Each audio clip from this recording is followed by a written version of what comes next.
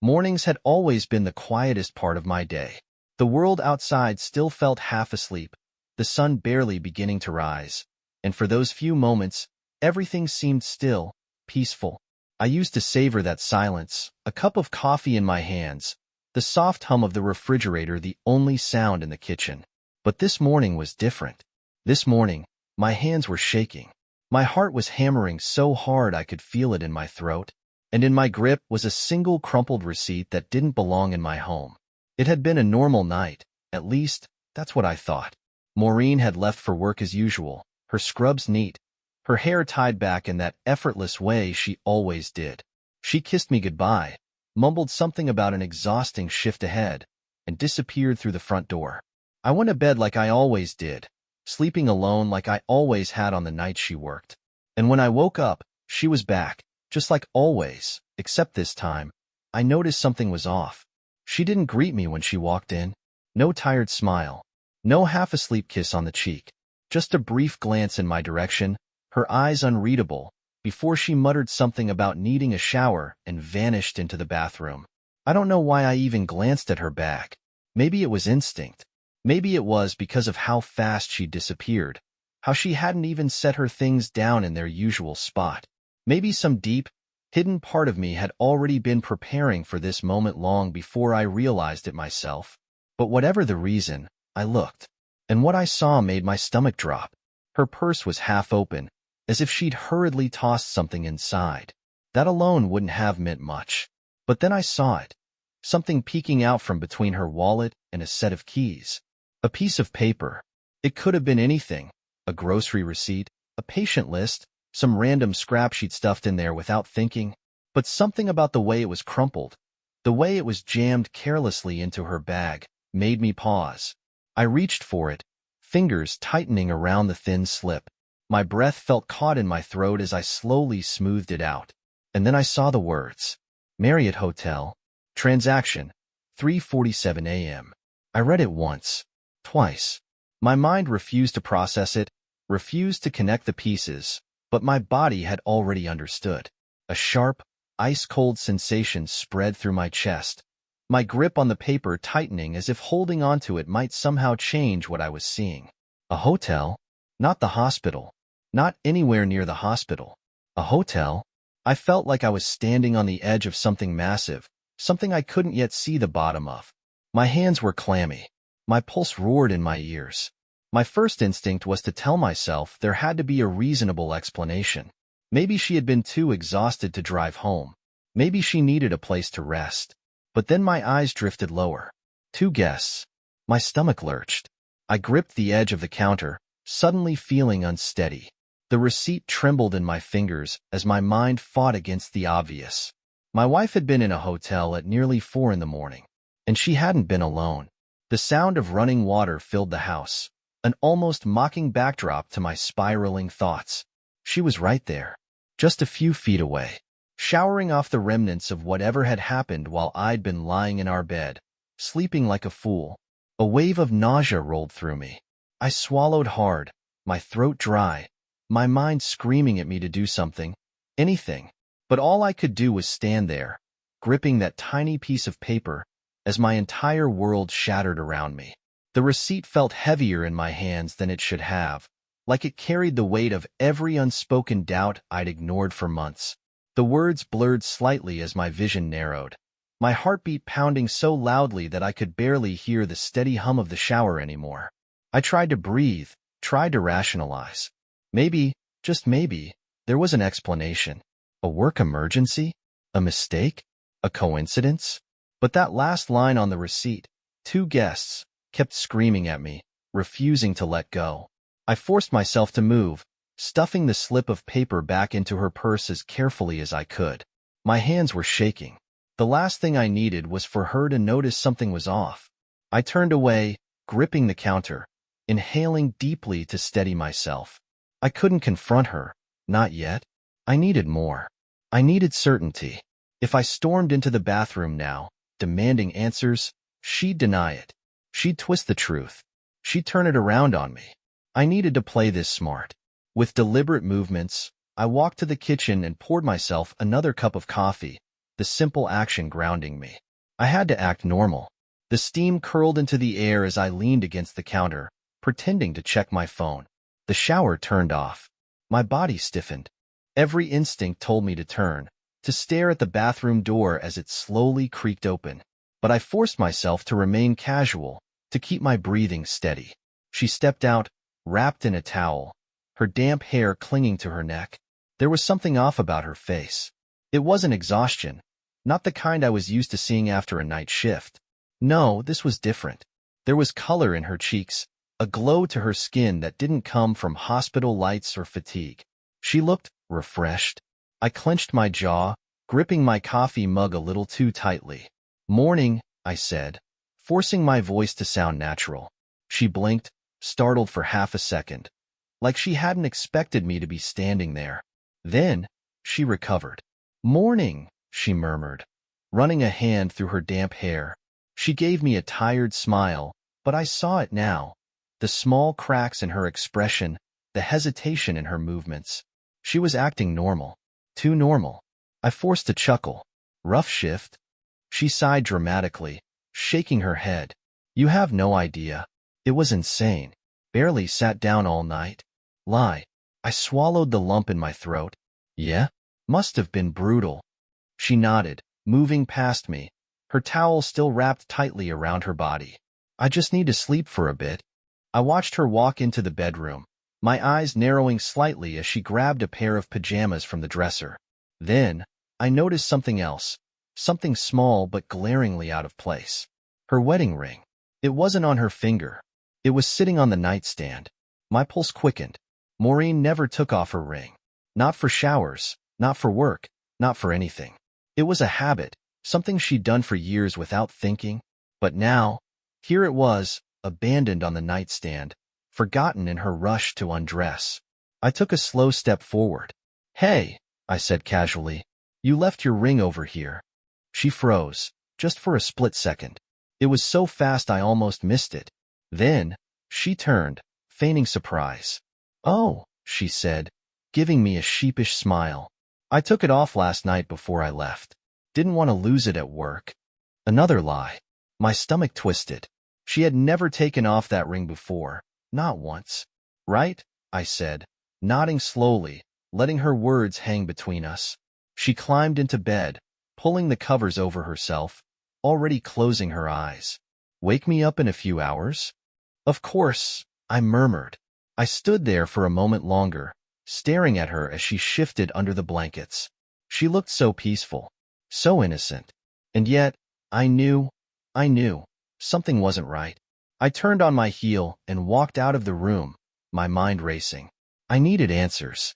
And if she wasn't going to give them to me, I was going to find them myself. I just didn't know how deep the betrayal would run. I sat in the living room, gripping my coffee mug so tightly my knuckles turned white. My mind kept circling the same thought. Who was she with? The receipt, the ring, the way she hesitated before answering. These weren't coincidences.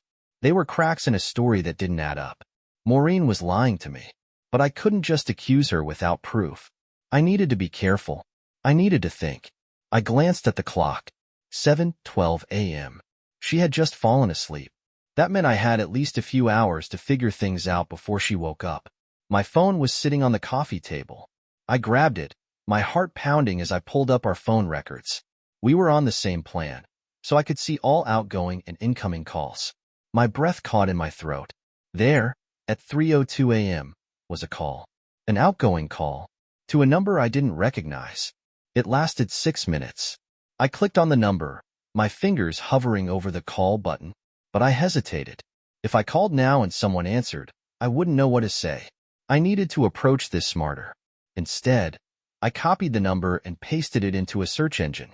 Nothing. I tried again, using a reverse phone lookup. A name popped up. My blood ran cold. Noah Bellinger.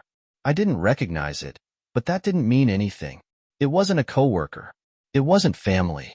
And as far as I knew, Maureen didn't have any close male friends. I swallowed hard, my pulse hammering in my ears. Who was he? My instincts screamed at me to dig deeper. I needed more than just a name.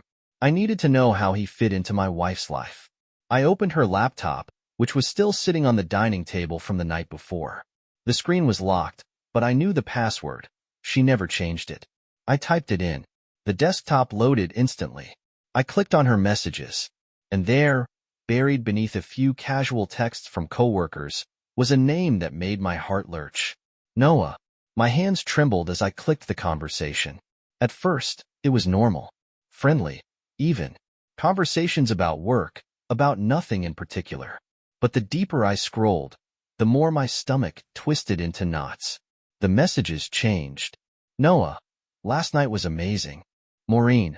I can't stop thinking about it. Noah. You looked so beautiful in that dress. I wish I could have stayed longer. Maureen. Me too. But you know how it is. I couldn't breathe. I kept scrolling. My fingers were numb, my vision swimming, but I forced myself to keep reading. Noah. I hated leaving you at the hotel alone. Maureen. I wasn't alone. I went home to him. Noah. Does he suspect anything? Maureen. Not a thing. A choked sound escaped my throat. I clenched my jaw so hard it hurt. My chest burned. My stomach twisted, but I didn't stop. I needed to see it. I needed to know the full truth. And then I saw it. A picture. Maureen. In a hotel room. Wearing nothing but a bedsheet. I slammed the laptop shut. I sat there, my breath coming in ragged gasps, the room spinning around me. This wasn't a misunderstanding. This wasn't a mistake. My wife was cheating on me. She had spent the night in a hotel with him. And the worst part? She had come home to me, kissed me, lied to my face. I gripped the edge of the table, my hands shaking. I had my proof. But now, I had to decide what to do with it. I sat there, motionless, as the weight of my discovery settled over me. My mind raced in 1,000 directions, trying to make sense of the betrayal staring me in the face. The messages, the picture, the receipt. It wasn't just a hunch anymore. It was real. Maureen, my wife, my partner, the woman I had built a life with, was lying in our bed at this very moment, sleeping peacefully after spending the night with him. I clenched my fists, my nails digging into my palms. A wave of nausea rolled through me, tightening my throat. I had to do something. But what? Confront her now? Shake her awake and shove the evidence in her face? Demand answers? No. That would be too easy for her. Too predictable. She'd lie. She'd spin some ridiculous excuse, and I'd be too angry to think straight. I needed more. I needed to see how deep this went. I turned back to her laptop, my fingers hovering over the keyboard. The messages had given me enough proof, but I wanted everything. My hands trembled as I pulled up her emails. Inbox. Normal. Work. Bills. Subscriptions. Then, my eyes landed on a folder labeled Personal. I clicked it, and my stomach dropped. Dozens of emails. Some from an account I didn't recognize. Some from Noah. I clicked on the most recent one, sent just hours before she came home. Subject. Tonight. From Noah Bellinger. To Maureen. Noah, can't stop thinking about you. I wish I could wake up next to you instead. Maureen. I know, but we have to be careful. He's getting suspicious. Noah. You're sure he doesn't know? Maureen. Trust me, he doesn't. I have him wrapped around my finger. My heart stopped. I gritted my teeth so hard my jaw ached. I have him wrapped around my finger. That single sentence sent a shockwave through my body. That's what I was to her? Some clueless fool she could manipulate? I grabbed my phone, my fingers typing faster than my thoughts. I searched Noah's name. Nothing. No social media, no public records. Who was this guy? Then I had an idea. I opened the Find My iPhone app. Maureen had shared her location with me years ago. I doubted she even remembered. I tapped her name. My pulse hammered as a pin dropped on the map. A location far from the hospital. I zoomed in. The Marriott Hotel. I swallowed hard, my chest tightening. So it wasn't just a one-time thing. It wasn't just an impulse. She had been meeting him there regularly. I closed my eyes, breathing through the storm of emotions crashing over me. Rage, humiliation, betrayal. I had spent years building a life with this woman. I had trusted her with everything. And now, she was treating me like some idiot who would never figure it out. I looked at the clock. 9:04 a.m. She was still asleep. And for the first time in our marriage, I was grateful for that. Because I needed time to decide how to make her regret every single lie she ever told me. I sat in the dim light of the kitchen, my mind a storm of emotions, my hands clenched into fists on the table. The betrayal was no longer a theory. It was cold, undeniable truth. Maureen was lying to me, using me, and she thought she was getting away with it. I exhaled slowly, forcing myself to think clearly. I had to be smart. If I let my emotions take control, she'd manipulate me, twist the situation, make me feel like I was the one in the wrong. No, not this time. I had to figure out my next move. My eyes flicked toward the bedroom door. She was still asleep, tangled in our sheets, completely unaware that I had seen everything. I grabbed my phone and stared at the location history again. The Marriott Hotel. Over and over. It wasn't just last night. It had been weeks. How long has she been doing this? I went back to her email, scrolling further. 3 months. That's how long she'd been sneaking off, lying to my face, pretending to be exhausted after long shifts at work. 3 months of kissing me with the same lips that had been on him. The thought made my stomach turn. I needed more information. I clicked on Find My iPhone again and scrolled back through her past locations. The hotel showed up repeatedly, but there were other addresses too. Some downtown, some in the suburbs. I copied them down. If I was going to confront her, I needed everything. A soft rustling sound made me freeze. The bedroom door creaked open. My entire body tensed as Maureen stepped out, rubbing her eyes, her damp hair now dry and slightly messy. She looked so normal, so casual, like nothing had changed, like she wasn't destroying our marriage. She yawned. What time is it? I forced my expression into something neutral. A little after 9. She blinked and stretched. I feel like I barely slept. I was so busy all night. The lie rolled off her tongue effortlessly. I bit back the urge to throw the hotel receipt in her face. Not yet. Instead, I forced a small smile. Yeah? What happened?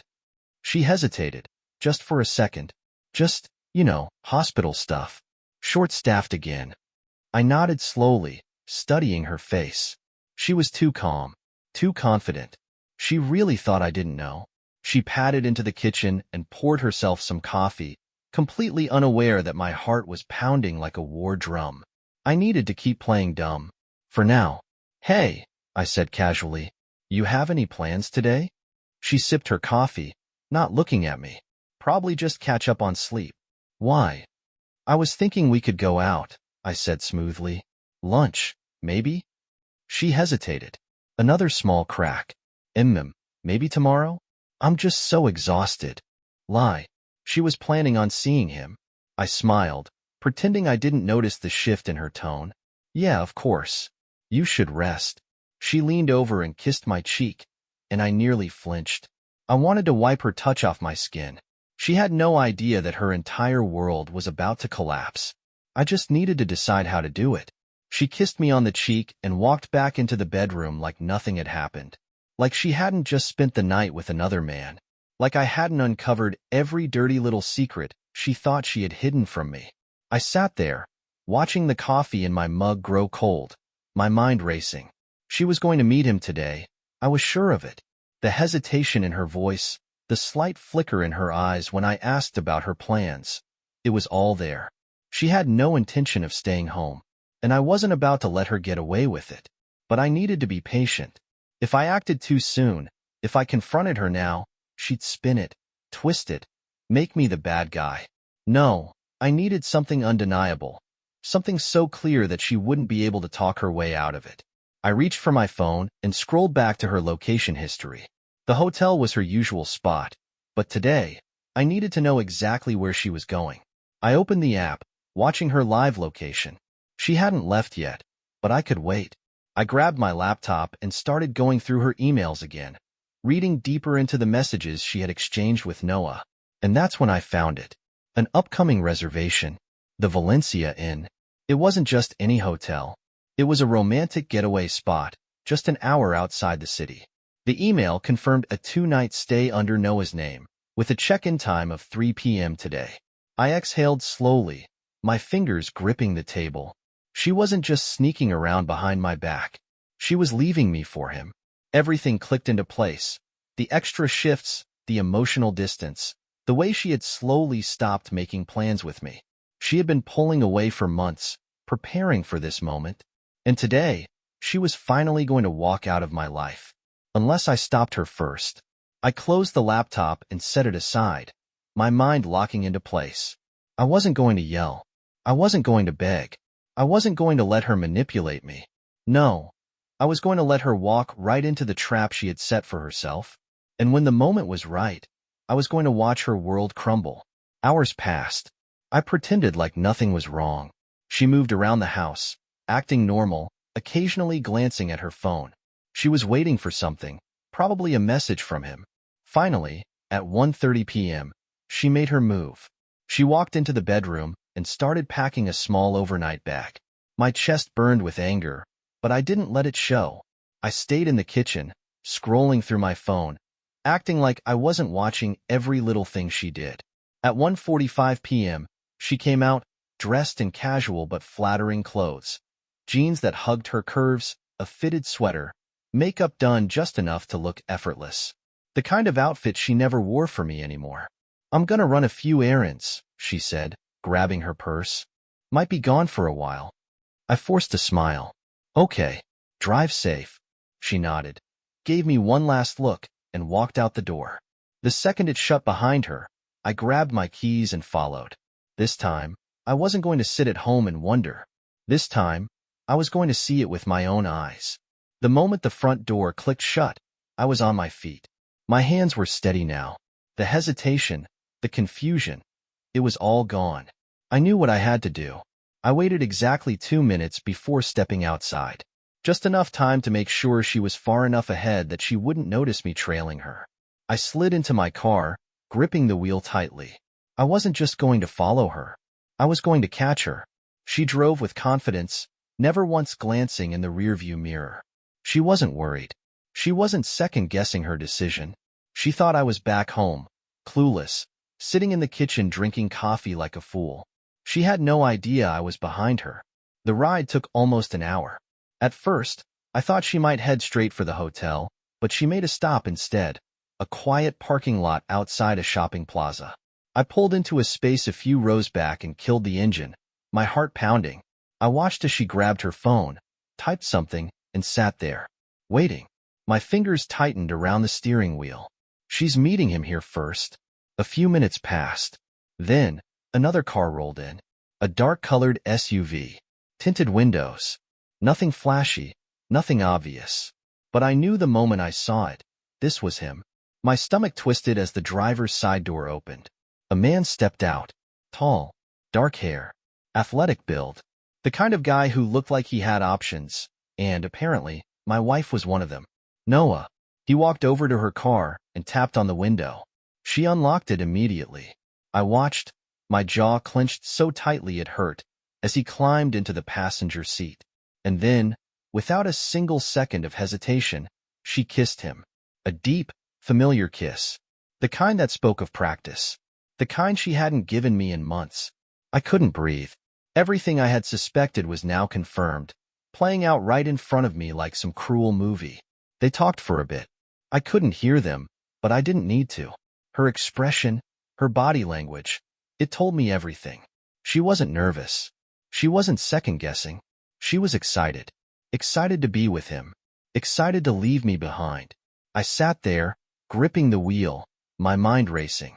I had proof now. I had everything. I could end this right here. Step out, knock on her window, and watch the panic set in. Watch her face twist into shock and horror. But no, that wasn't enough. She had planned this for months. Lied to my face. Laughed behind my back. I wanted her to feel what I felt. I wanted her to think she had one. And then I wanted to take everything away. After a few minutes, they pulled out of the lot and headed for the hotel. I followed, staying back just enough to avoid suspicion. The Valencia Inn loomed in the distance, a quiet, intimate getaway spot, meant for couples, meant for secrets. I parked across the street, hidden behind a row of trees, and watched them check in together. She was smiling, holding his arm. acting like she didn't have a husband waiting for her back home. I could feel my hands shaking again, but this time, it wasn't from fear. It was from the calm, because I knew, without a doubt, what I had to do next. And by the time she walked through our front door again, her life as she knew it would be over. I sat in my car across from the hotel, watching them disappear through the entrance. My stomach was knotted so tightly it felt like a fist had lodged itself in my gut. But my mind was clear. No more doubt. No more hesitation. I had followed her all the way here. I had seen them check in. I had seen her smile at him the way she used to smile at me. And now, I was going to make sure she never smiled at me like that again. I didn't barge in. I didn't confront them in some dramatic explosion of rage. That would have been too easy for her, too predictable. Instead, I pulled out my phone and made a few strategic moves. First, I took photos. Her and Noah, walking into the hotel together. Her hand on his arm, his hand on her lower back. The way she leaned into him like she belonged to him. Undeniable proof. Then, I went into our shared bank account. She had no idea, but I had been preparing for this moment since I found the receipt in her purse. Over the last few hours, I had quietly moved all my personal funds into a separate account, leaving only a small fraction behind. Now, I made my final move. I transferred the last few $1,000s into my new account and closed the joint one. She wasn't going to use my money for her little getaway. I still wasn't done. There was one last thing I needed to do before I left. I pulled up Find My iPhone again, tracking her location inside the hotel. Then, I opened my messages and sent her a text. Hey, hope you're getting some rest after that long shift at work. Love you. I stared at the screen, waiting. 1 minute. 2 minutes. Nothing.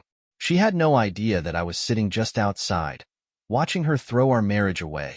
I exhaled slowly, forcing my heartbeat to slow. I wasn't going to break. Not yet. I had one more surprise for her. I pulled up our home security app. Maureen had left in such a hurry that she had forgotten one tiny detail. Her laptop was still open on the dining table. Logged in. I tapped into the live feed of our home camera system and took a screenshot of her laptop screen. Her messages with no wide open. Then, I sent that screenshot to her mother, and her sister, and 3 of her closest friends, along with a simple message. She was at a hotel with him all night. I hope it was worth it. I put my phone down and leaned back in my seat, watching the hotel entrance. She would eventually check her phone. She would see my message. And the second she did, her entire world would start to crumble. But I wouldn't be there when it happened. I had already packed my bags earlier that morning. By the time she came home, I'd be gone. Gone. With my money. Gone. With the house she was no longer welcome in. Gone. With the truth she could never take back. She thought she had me wrapped around her finger. But in the end, she was the one who had lost everything. Epilogue. A new beginning. I drove away from the hotel, my hands steady on the wheel, my heart finally lighter than it had been in weeks. The weight of betrayal, the suffocating fog of doubt, it was all behind me now. I wasn't angry anymore. I wasn't hurt. I was free. Maureen would wake up in that hotel room and see my message. She would check her phone and watch as the truth unraveled around her. Her family, her friends, everyone she had fooled would now see her for who she really was. She had planned for months to leave me, to start fresh with someone else. But in the end, I was the one who left first. I spent the next few days in a quiet cabin upstate, a place I had booked before even confronting her. No drama, no yelling, no fights, just peace. I let myself breathe for the first time in months, taking long walks, watching the sunrise without feeling like a fool waiting for someone who would never love me the way I deserved. One morning, as I sipped my coffee on the porch, my phone buzzed. A message from Maureen. I stared at it for a long moment before opening it. Maureen, please, let's talk. I made a mistake. I need you. I chuckled under my breath, shaking my head. She needed me now? She hadn't needed me when she was sneaking off in the middle of the night. She hadn't needed me when she was kissing him in that parking lot. I didn't even bother responding. She was part of my past now. And my future? That was mine to create. Months passed, and with each day, I found myself healing more. I moved into a new apartment, one that was entirely mine. No memories of her, no ghosts of betrayal clinging to the walls. Just a fresh start. I focused on myself, rediscovering passions I had let fade over the years. I traveled. I reconnected with old friends. I started living again. And one evening, at a small bookstore in the city, I met someone new. Her name was Lillian. She had warm brown eyes, an easy laugh, and a way of making the world seem a little brighter just by existing. It wasn't immediate. It wasn't rushed, but it was real. And for the first time in a long time, I believed in love again. The past no longer had power over me. I had survived betrayal. I had walked away with my dignity intact. And in the end, I had gained something far more valuable than what I had lost. A life that was finally, truly, mine.